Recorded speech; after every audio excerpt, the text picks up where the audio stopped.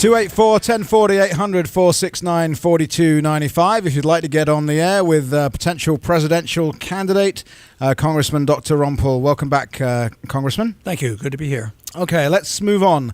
What are we going to do with our tax system? Are you a fair tax guy, a flat tax guy, or something else? Well, I'm a fair tax guy and a flat tax guy, which means I say the fair tax is so flat that you don't have an income tax. That would be my goal. We lived a long time in this country without an income tax, and it could be done again if we decided that the role of government ought to be what the Constitution tells us ought to be. We shouldn't be the policemen of the world. We shouldn't run a welfare state. We shouldn't be telling people how to run their lives. And you could have a greatly reduced tax system, and I would think that it would not be necessary to have an income tax.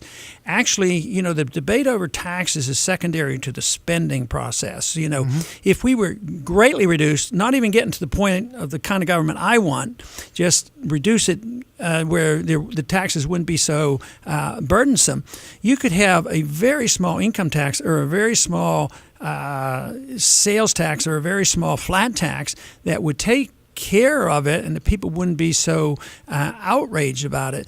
But the real problem is the spending. So I don't get in and say, well, the solution is the fair tax. The solution is cutting spending and getting the government out of doing the things they shouldn't be doing.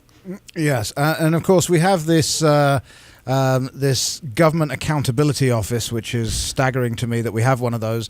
But they did produce this incredibly damning report, which, with what looks like a very cursory look, found so much waste, $600 billion, I believe it was, and this thing comes out and nothing's happened. Yeah, this has been going on for a long time. They always have these studies, and they find out that waste, fraud, and abuse. If we clean that up, the budget would be balanced. But they don't think of the nature of government. The nature of government is it's wasteful and it's abusive and it's always fraudulent. It starts off fraudulent because it has to steal money from people. It takes money from productive effort to give it to people who are not productive, like the special interests, the military-industrial complex, or foreign aid, and all these other things we shouldn't be doing. So that is the process. So that has to be addressed. But I agree, there is a lot of waste and fraud. If we could deal with it, we should. But I am very pessimistic that we will ever make a dent into the problem that we have just because of the nature of the government and the politicians and the bureaucrats. So if we ignore the Government Accountability Office, should we therefore not abolish the Government Accountability Office and save some money? It probably wouldn't hurt a thing. There was one time they set up a commission to reduce paperwork, and it turned out that they produced more paperwork and they never got rid of any. So in the GAO, I guess is what you're saying, is they're not very accountable. Nothing happens. The Congress ignores it. So there probably are a few times if the GAO does reasonable audits, they could be helpful. But as you point out, the problem is the Congress is most likely to ignore what they find, and I would like to think that if they did a responsible auditing and gave us information, that the members of Congress, ought to do something about it and change their ways. Yeah, it just strikes me if we're going to continually ignore them, then obviously what they do costs money, and so they themselves become part of the problem. You mentioned foreign aid. Does that mean we financially abandon allies like Israel? Well, I don't think it's abandoning it. I think we should change our ways. Matter of fact, I think we teach people to be dependent on us and steal their sovereignty from them, whether it's Israel or Egypt or whether it's any country whatsoever. Right now, it's Pakistan that we're talking about. I mean, what kind of benefit did we get from the billions that go to Pakistan? I mean, what about the money going to Egypt and the many other countries? And even if you look at just the foreign aid budget, it's much bigger than that because the military aid is even larger. And that is a service mostly to the weapons industry, because some of this money never leaves our country. We send it to a country, but they're required to spend it back here buying weapons. But So nevertheless, they buy a bunch of F-16s, and the money stays here, and we give Israel a bunch of free F-16s. And to simplify that is essentially it. But it's always a drain. When money is going into weapons that go overseas, either for our own use and they get blown up, or give them to another country and they use them, it takes away from medical care and education and standard of living here, and the jobs go into the wrong industries. The productive jobs that we need under this circumstances end up going to China. Well, let me ask you a yes or no question. Does that mean we financially abandon allies like Israel?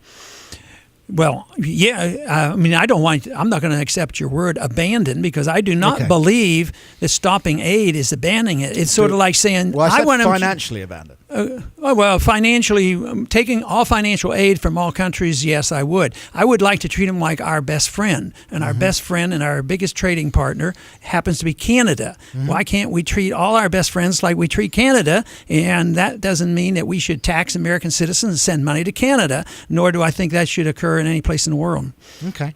I want to clear up something, because there's some confusion of you. During my research, I found some stuff about you that you criticized Ronald Reagan, but at the same time, you are a fan of Ronald Reagan. So which is it? Well, I think none of us are perfect. So if Ronald Reagan did something right, I praised him. But when he didn't follow through, I criticized him, because I wasn't happy with his deficits. His deficits went up. Yep. But in '76, I was only one of 4 congressmen that went to the convention in support of him against Ford. And I supported him in 1980. But in 1981, I couldn't vote for his budget, because I thought it was way too much. We were supposed to be cutting. So yes, I've been critical but supportive, because I think I was like most Americans. Ronald Reagan is a very likable person. He's the president I got to know the best. He was a gold standard person. Yep. He told me once that any great nation that gets off the gold standard will no longer remain great. And look at that prediction coming true. I'm a big fan of the gold standard. Let's take a couple of calls. We've got Cindy on our phone. Hi, Cindy. Hello. Hi. Hello, Dr. Paul. It's an honor to talk with you. Thank you. I have a question, and I'd like to know what you would do to bolster positive moving along in terms of having to fight against the lobbyists and the unions. The lobbyists in specific regard to your talk about the fair flat tax, and we don't have to say what the unions are involved with. Right. All right, Cindy, thank you. Okay, I'm not here for book promotion, but I did a chapter on each one of those in my new book, because I can't answer it in 2 minutes. I talk about unions and I talk about lobbying.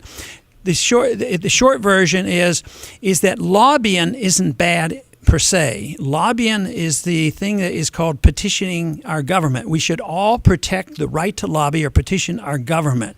The problem is that government has too much to pass out. They have too much control, and therefore the lobbyists have an incentive to buy the politician. So I see that as a problem of big government, but not per se in the lobbyists. I don't want to regulate you. If you want to come and lobby for right to life positions or pro-gun positions, you have the right to do that, and you shouldn't be restricted in any way, whether it's finances when you support a candidate or when you're lobbying for certain legislation. It's when they do the wrong things, because government is so big and they own so much and they have so much control that it's so much in the interest of big business. If you belong to the military-industrial complex and you come and talk us into building weapons we don't need, that's a bad use of lobbying. Okay. Now, the other one on the unions, everybody has a right to organize, and that is a right in a free country.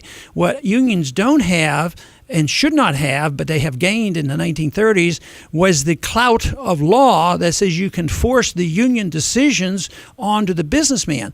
But working people should be able to get together and talk together and negotiate collectively, but the businessman should have the right to accept or reject. It's the use of government force that is so bad that we should be careful with.